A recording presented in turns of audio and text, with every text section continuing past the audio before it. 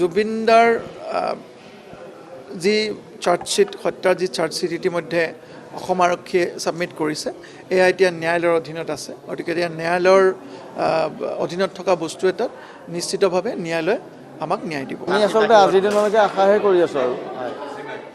কৰি আছোঁ আস্থা ৰাখিছোঁ ন্যায়ালয়ৰ ওপৰত কি কৰে দেখা যাওক ন্যায়ালয়ে। আৰু যিহেতু চাৰ্জশ্বিট দিয়াৰ পিছত আজি প্ৰথম শুনানিটোৱে ভাৰ্চুৱেলি ল'ব লগা হৈছে, মানে সেইটো পৰ্যায়ে পোৱাগেই নাই তেওঁলোকক আদালতত হেৰি কৰিব পৰাকৈ।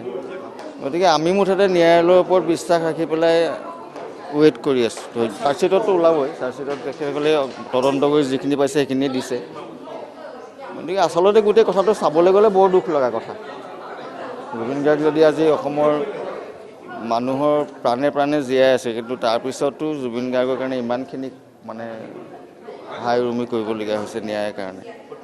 আমি আশা ৰাখিছোঁ জুবিন গাৰ্গৰ শাস্তি মানে যিসকল দোষী সাব্যস্ত হ'ব শাস্তি পাবই।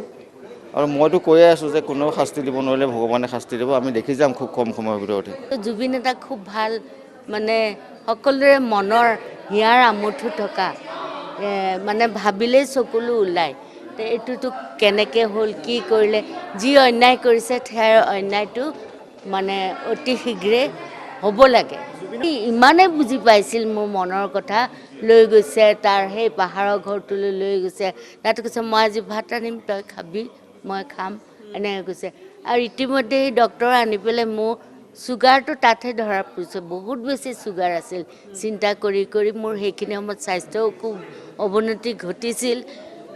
কিন্তু নিজৰ আত্মীয় স্বজনতকৈও বেছি আপোন তেনেকুৱাকৈ চিন্তা কৰা ল'ৰা এটা।